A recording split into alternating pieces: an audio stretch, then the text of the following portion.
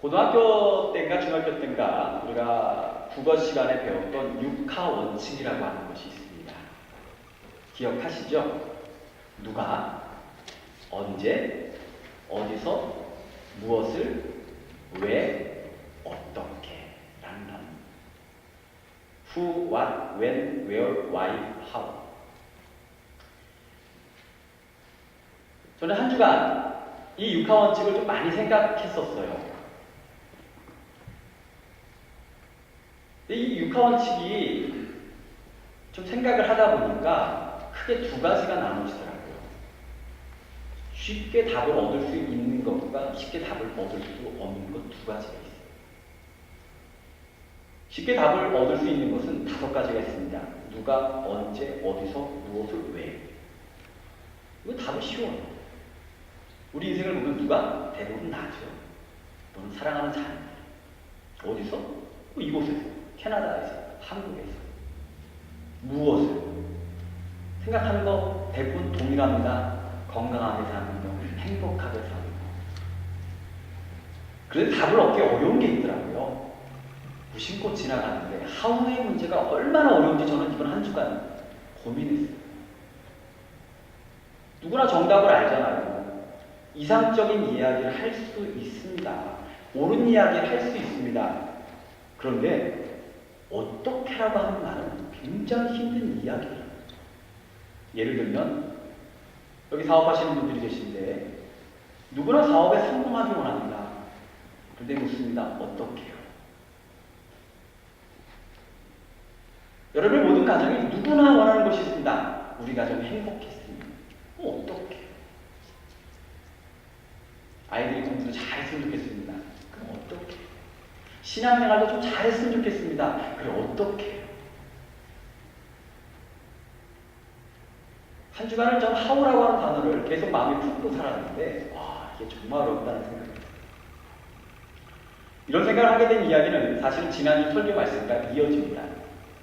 지난주 우리가 다윗의 시인 시편 23편으로 말씀을 나눴던 거 기억하실 겁니다. 다윗은 분명히 고난 중에 있었습니다. 정말 어려운 중에 있었는데 다윗은 나는 부족함이 없다고 고백하는 거예요. 정말 대단하잖아요. 우리들이 이왕 사는 것도 그렇게 살아봤으면 이왕 예수 믿는 것도 그렇게 고백할 수 있다면 저는 오늘 장로님이 무화과 나무 잎이 마르고 딱 하는데 영이 통했다고 생각했습니다.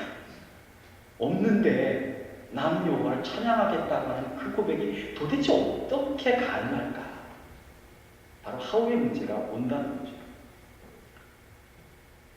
그 고난이 있었는데 다윗은 정말 그 어려운데 가진 게 없는데 나는 부족함이 없다고 고백했더니 다윗에게 정말 임한 축복이 뭐냐면 그 고백이 다윗의 미래가 된 줄 믿습니다. 아멘. 여러분이 입술로 고백하는 것보다 그 다음에 입으로 시인하는 것마다 여러분 미래의 축복으로 성취되고 이루어지기를 주의 이름으로 축원합니다. 아멘. 오늘 좋은 얘기, 축복 얘기 많이 하시고 이 낯설고 무서운 곳에서 와서 삽니다. 때로는 이곳의 삶이 광야 같아요. 때로는 폭풍을 만난 배 같지 않아요. 흔들거립니다. 그런데 나는 여호와는 나의 목자시니 내가 부족함이 없으리로다 외치는 다윗처럼 살고 싶은데 그렇다면 하우의 문제를 어떻게 풀어야 될까요? 결국 우리는 다시 성경으로 돌아가 봅니다. 오늘 말씀으로 돌아가 봅니다. 오늘 말씀이 제시하는 그 길을 함께 생각해 보려고 합니다. 첫째로 우리가 다윗처럼 고백할 수 있기를 소원하시고 다윗처럼 우리가 그 마음이 풍요롭고 선포된 것마다 여러분의 미래가 되기를 원하신다면 첫째로 하나님의 말씀을 여러분의 심령 가운데 충만하게 채우시기를 간절히 축원합니다. 네. 말씀을 채웁니다. 오늘 본문 7절을 보니까 이렇게 말합니다. 너희가 내 안에 거하고 내 말이 너희 안에 거하면 무엇이든지 원하는 대로 구하라. 그리하면 이루리라. 네. 아멘. 크게 하시기 바랍니다. 네. 무엇이든지 원하는 대로 구하라. 그리하면 이루리라. 와, 얼마나 기뻐요. 오늘 이 주신 말씀이 우리 인생을 살아가는데 힘이 되고 용기가 되고 삶의 어느 순간에 우리를 지탱하는 파워가 되어야 되는데 그러기 위해서 오늘 말씀을 잘 살펴봅니다. 너희가 내 안에 거하라는 말이 나와요. 또 내 말이 너희 안에 거하라. 이 비슷한 말이 반복되고 있거든요. 이것을 어떻게 이해해야 될까? 이 말씀을 이해하기 위해서 우리는 요한복음 1장 1절로 한번 찾아가 봅니다. 요한복음 1장 1절을 보니까 태초에 말씀이 계십니다. 이 말씀이 하나님과 함께 계셨으니 이 말씀은 곧 하나님이시니라 라는 말씀입니다. 이 말씀은 로고스라고 하는 표현인데 이 말씀은 예수 그리스도를 의미합니다. 말씀이 곧 예수님이었다는 거예요. 즉 오늘 우리가 읽었던 요한복음 15장 7절의 말씀 너희가 내 안에 거하고 내 말이 너희 안에 거한다라고 하는 말은 사실은 두 구절이 다르게 사용되었지만 이 요한복음 1장 1절을 통해서 확인된 말은 두 구절의 말씀이 동일하다는 거죠. 즉 예수 안에 거한다는 말은 다른 말로 말씀 안에 거하는 것과 동일하다는 겁니다. 여러분 예수님 만나기 원하시면 오늘 이 시간 말씀 안에 거할 수 있는 사모함과 간절함이 있기를 간절히 원합니다. 행복과 축복의 근원이신 하나님과 함께하며 예수님과 함께할 수 있는 가장 우리의 쉬운 길은 뭐냐면 성경을 사랑하는 거예요. 말씀을 사랑하는 거예요. 말씀을 날마다 가까이 하는 겁니다. 이것이 다윗처럼 행복해지는 우리가 행할 수 있는 가장 쉬운 왜 이렇게 우리는 어려운 길을 찾아다니는 거예요? 신앙생활 잘하고 싶은데 자꾸 어려운 길을 찾아다닌다는 거예요. 어떤 사람은 큰 교회를 가면 축복받을 줄 알고 착각합니다. 어디 세미나를 다녀오면 축복받을 줄 알고 착각합니다. 기도를 하러 다녀오면 축복받을 줄 알고 착각합니다. 하나님의 축복, 하나님을 정말로 만날 수 있고 예수를 품을 수 있는 가장 가까운 길이 이미 하나님께서 우리에게 각별한 은총을 주셨는데 이 바이블 안에, 이 성경 안에 이미 여러분 안에 주어졌다는 거예요. 아멘. 다윗처럼 정말 행복해지기 원하시죠? 네. 다윗처럼 나는 부족함이 없다 고백할 수 있는 인생 되기를 정말 원하신다면 정말로 하나님의 말씀을 가까이 하는 인생 되시기를 축원합니다. 성경이 액세서리가 아니잖아요. 말씀을 열고 그 말씀 속으로 파고 들어가 그 말씀이 내 심령 가운데로 다가올 때 그 말씀은 역사를 이스라엘 백성은 이거를 알았어요. 그들이 얼마나 힘들게 살았습니까? 그들이 얼마나 고난의 인생을 살았어요. 수많은 핍박과 죽음의 위기를 살았습니까? 그런데 그들이 한순간도 잊지 않았던 하나님의 명령을 기억했습니다. 그걸 쉐마라고 하는데 신명기 6장 4절로 9절의 말씀입니다. 그 중에 오늘 6장, 신명기 6장 6절 9절의 말씀을 함께 말씀을 읽겠습니다. 간단한 단어 여러분들 교회와 우리 사랑하는 자녀들과 내 심령에 선포하는 말씀으로 이 말씀을 크고 경건하고 정말 거룩한 마음으로 말씀을 함께 합독하도록 하겠습니다. 함께 읽겠습니다. 오늘날 내가 내게 전하는 이 말씀을 너희 마음에 새기고 내 자녀에게 부지런히 가르치며 집에 앉았을 때든지 길에 행할 때든지 누웠을 때든지 일어날 때든지 이 말씀을 강론할 것이며 너는 또 그것을 내 손목에 매어 기호를 삼으며 내 미간에 붙여 표를 삼고 또 내 집 문서주와 바깥문에 기록할지니라. 아멘. 이 말씀을 보니까 이스라엘 백성은 아침에 눈을 뜨자마자 성경이 보입니다.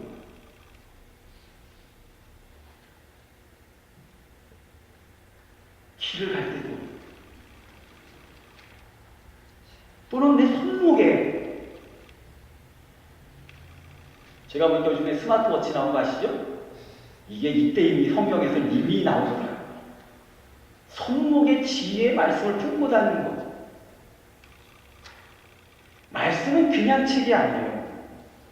정말로 하나님께서 여러분을 사랑하셔서 내리신 축복의 선물입니다. 아멘. 선물을 받았으면 열어봐야죠. 궁금하지 않으세요? 선물이 그 포장 속에, 박스 속에 뭐가 담겼는지 선물이 오면 막 뜯게 되잖아요. 여러분 주신 선물을 그냥 보관하지 마시고 말씀을 열어서 그 말씀을 보셔야 돼요. 말씀이 열려서 말씀에 대한 신령이 다가오면, 내 두 눈에 새겨지면, 내 영혼을 지배하면 인생이 달라지는 축복을 얻게 됩니다. 아멘. 어떤 남자가 있었어요. 이 사람이 심각한 문제가 있었는데 알코올 중독에 걸린 거예요. 눈만 뜨고 술 생각해요. 그러니 가정을 돌볼 수가 없겠죠. 비참하게 살아갑니다. 때로는 뭐 먹지 말아야지 결단해도 중독이라는 게 뭡니까? 내가 제어가 안 된다는 거예요. 컨트롤이 안 된다는 거예요. 그와 함께 사는 아내가 있었습니다. 얼마나 답답하겠어요. 가정을 책임져야 될 남편이 매일 술만 먹고 술주정하고 자기를 괴롭히는데 의지할 게 없는 거예요. 그러던 어느 날 그 여인을 안타깝게 봤던 한 사람이 성경책을 선물로 주면서 읽어보세요. 이것을 읽으면 하나님 만나고 예수님 만나고 마음에 위로가 있고 뭔가를 경험하게 되실 거예요. 정말 아무 뜻이 할 게 없으니까 성경책이 얼마나 어려워요. 그럼에도 불구하고 성경책을 읽기 시작합니다. 성경책을 읽다 보니까 하나님의 사랑이라고 하는 고백이 나오는 거예요. 예수께서 죽기까지 사랑하셨다는 고백이 나오는 거예요. 자기는 이때까지 살면서 그런 사랑을 받아본 적이 없어요. 자기는 살면서 이때까지 누가 나를 사랑한다는 얘기를 들어본 적이 없는데 성경에 나온 예수를 만나고 성경에 나온 하나님을 보니까 그 마음이 평안하기 시작하는 거예요. 남편도 의지할 수 없고 그런 삶 속에서 그는 성경을 읽으며 위로를 받고 힘을 얻어요. 근데 그러다 어느 날 남편이 집에 들어오니까 아내가 성경을 또 들고 읽고 있는 거예요. 술을 먹은 그 술김에 화가 났습니다. 도대체 이 성경이 뭔데? 눈만 뜨면 성경을 읽고 있는 그 아내가 짜증스러웠습니다. 그래서 아내가 읽고 있는 성경을 확 뺏어가지고 장작불이 화를 타는 난로에 집어넣으면서 이렇게 말을 했어요. 야, 봐! 성경이 내일 아침 뭐가 될지 봐라!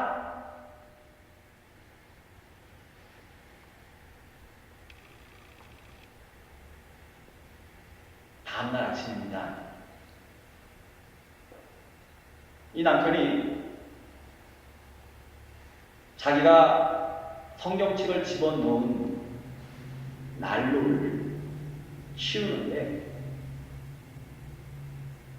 성경책에 두껍다 보니까 타다가만 몇 장의 몇 구절의 성경 구절이 남아있는 거예요.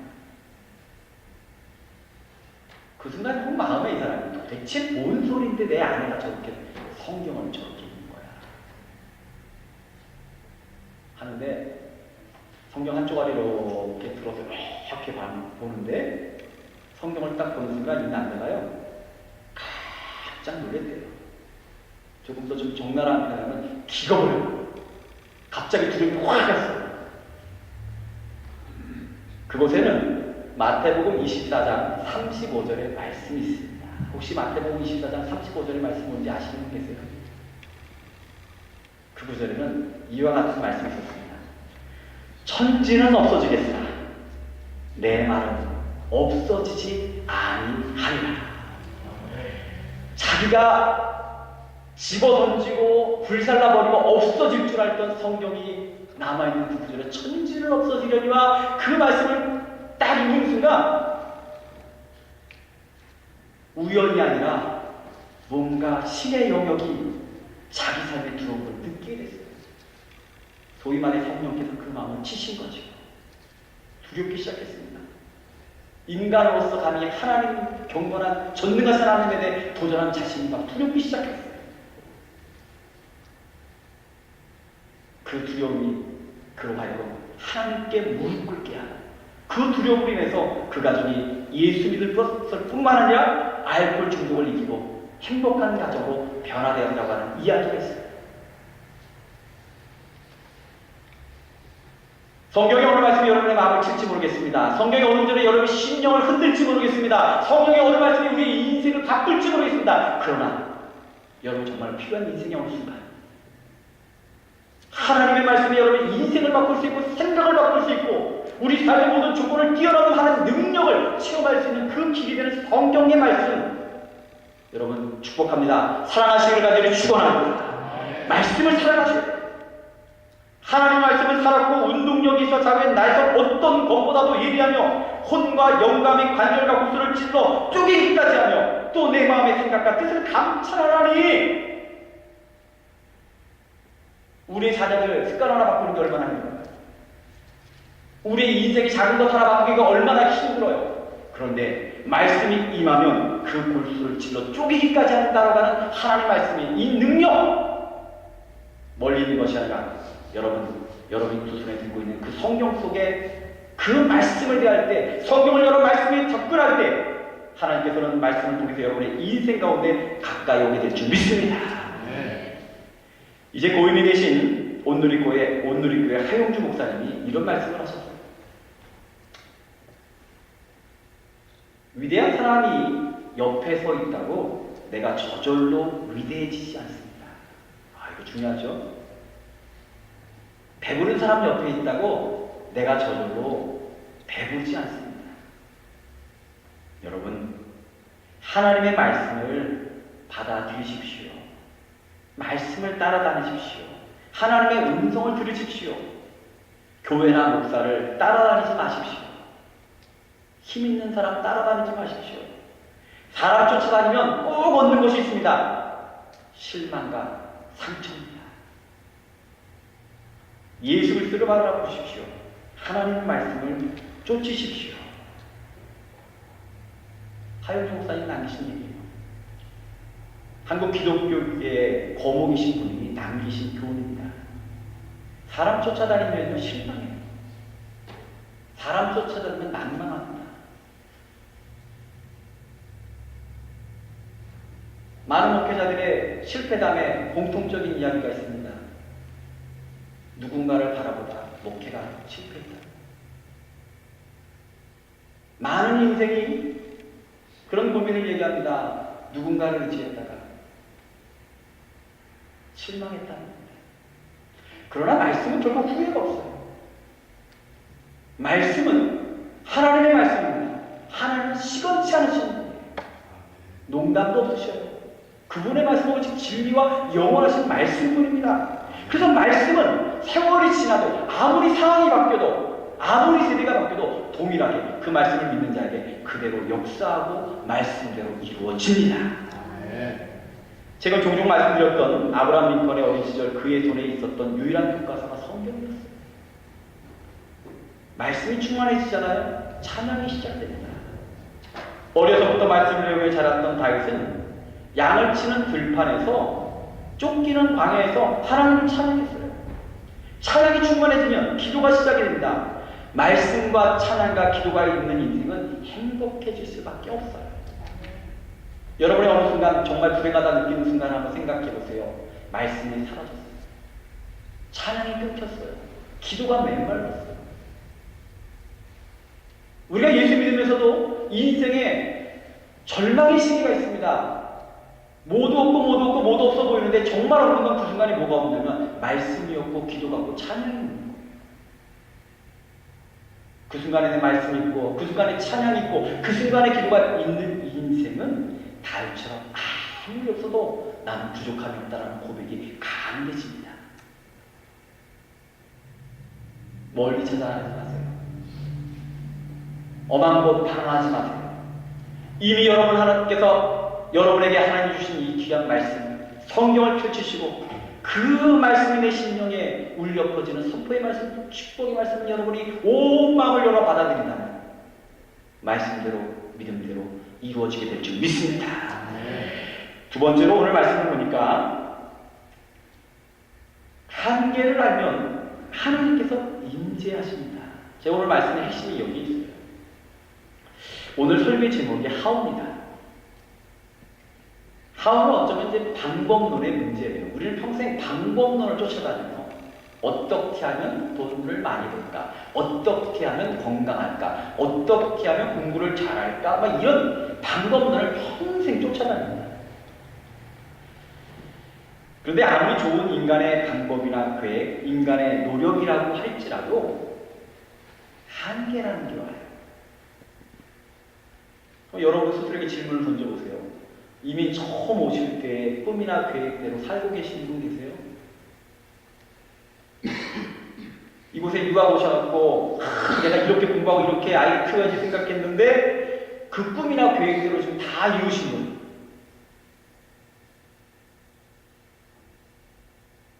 이룬 것도 있겠죠. 근데 꿈대로 된 거는 참 그게 쉽지 않아요.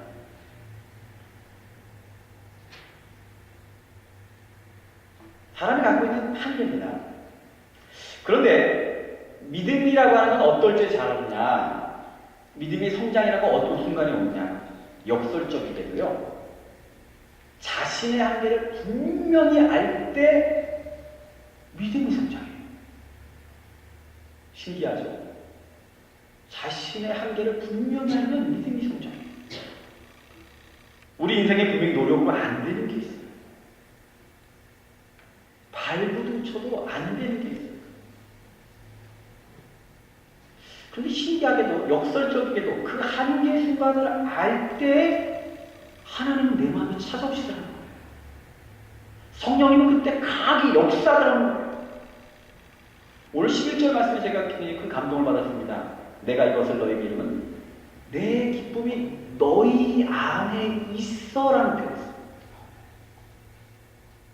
너희 기쁨을 충만하게 하려 해요. 우리는요, 지금 인생을 살면서 내가 기쁠라네, 내가 행복하려네, 내가 주체가 돼서 내가 뭔가를 얻고 내가 기뻐하려고 하는데 오늘 말씀을 보니까 내가 기쁠 수 있고 행복할 수 있는 순간은 뭐냐면 내 기쁨이 너희 안에.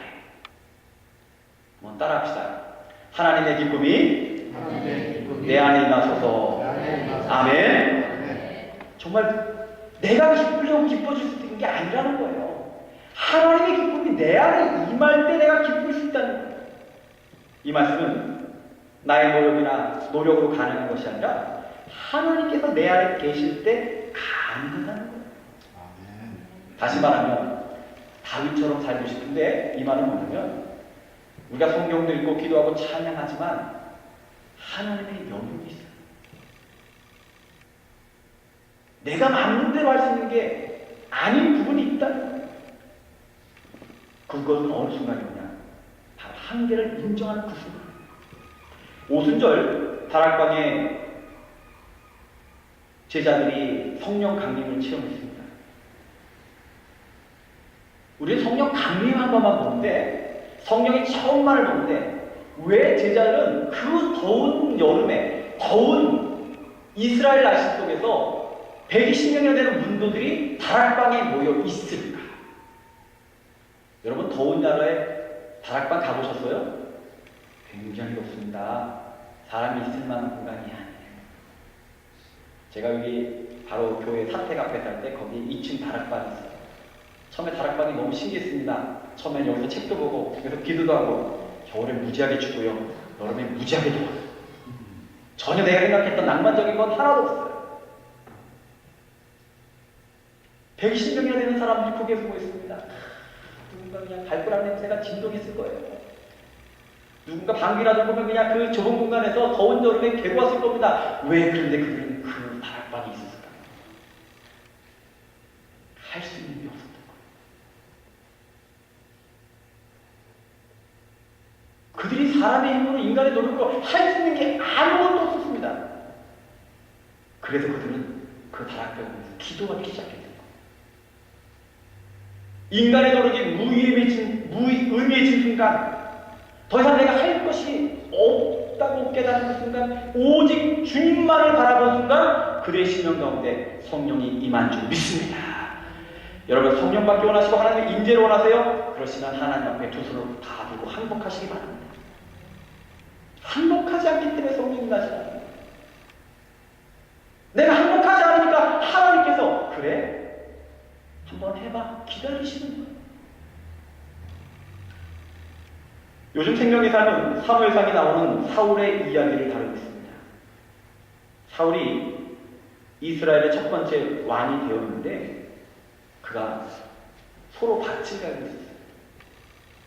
이게 무슨 말이냐면 초대 왕인데 왕이 됐는데 신하도 없고 군사도 없고 나이는 어리다고 주변 사람들, 집안도 약하다고 주변 사람들이 다 깔보고 무시하는 거예요. 그런데 그런 와중에 암몬 족속이 쳐들어왔어요. 저는 이 순간을 생각해 봤습니다. 아무런 힘도 없는 왕에게 갑자기 암몬의 족속들이 쳐들어왔다고. 신하도 없고 군사도 없고 아무것도 없는데 그 순간 사울이 속으로 그렇게 했죠. 하나님, 내가 무엇을 할 수 있겠나이까? 내가 무엇을 할 수 있겠나이까? 내 성경을 보면 3회상 11장을 보면 그 순간에 하나님의 신이 임했다라는 표현이다. 다시 말하면 성령이 임했다는 거죠. 사울은 아무것도 할 수 없는데 성령이 임한 그 순간 사울이 분노를 표했다는 얘기는 담대해졌다는 거예요. 그래 군사를 모으기 시작했고 군사를 모이라고 명령하기 시작했고 그는 그 순간 세상을 바라보는 눈이 달라졌습니다. 나는 할 수 있는 것이 없습니다라고 하는 그 마음에서 하나님이 함께 하시니 나는 할 수 있나이다.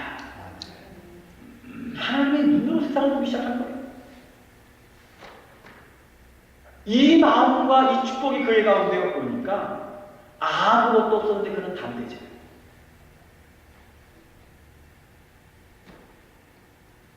사랑하는 성도 여러분, 정말 하나님의 임재를 원하시고 성령의 임재를 경험하기 원하신다면 하나님 앞에서 두 손을 드는 겁니다. 하나님, 나는 죄인입니다. 하나님, 나는 아무것도 할 수 없습니다. 예수님이 내 주님이십니다. 십자가가 내가 살 길입니다. 이 고백만이 주의 영이 임하는 기분, 주의 영이 임하는 그 순간 우리의 인생은 달라질 것입니다. 없어도 충만해져요. 삶은 가시밭길인데 웃음이 나와요. 삶은 고통인데 행복해져요.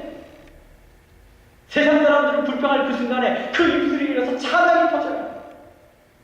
사랑하는 분들은 다른 것 없습니다. 오늘 여러분의 마음이 정결해지고 말씀으로 충만해져서 여러분 심령 가운데 하나님의 영이 임하는 놀라운 지금의 길을 간절히 축원합니다. 그 하나님이 하시면 세상을 보는 눈이 달라질 것입니다. 행복해지실 거예요. 웃음이 저절로 나오실 거예요. 기쁨을 누릴 것입니다. 이것이 오늘 성경이 전하는 우리의 귀한 우리가 축복의 표현입니다. 기도하겠습니다. 아버지 하나님, 어떻게 살아야 될지 모를 때가 너무 많습니다. 무엇을 해야 될지도 모를 때가 너무 많습니다. 그 순간 오늘 주께서 우리의 마음을 찾아와 주옵소서. 주님께서 우리의 심령에 임재하여 주옵소서. 주께서 임재하심에 오늘 이 시간 우리의 심령이 담대케 하옵소서. 이제 말씀을 들었사오니 말씀대로 하나님 말씀을 가까이 할 뿐만 아니라 날마다 주의 임재와 성령의 은혜를 구할 때마다 성원제단에 속한 모든 성도들의 삶이 하늘의 복으로 하나님의 능력으로 충만하게 인도하여 주옵소서. 주여, 오늘 특별히 기도합니다. 마음의 괴로움을 갖고 있는 성도들이 있나이다. 마음의 근심을 가지고 살아가는 성도들이 있나이다.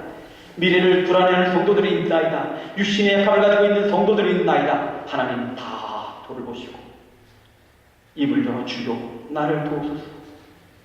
입을 열어 주여 주의 능력을 구합니다. 외치는 심령마다 역사하여 주셔서 질병은 사라지며 문제는 물러가며 인생의 풍랑은 잠잠해지는 귀한 축복을 누리는 성은제단의 모든 성도들 삼아 주옵소서.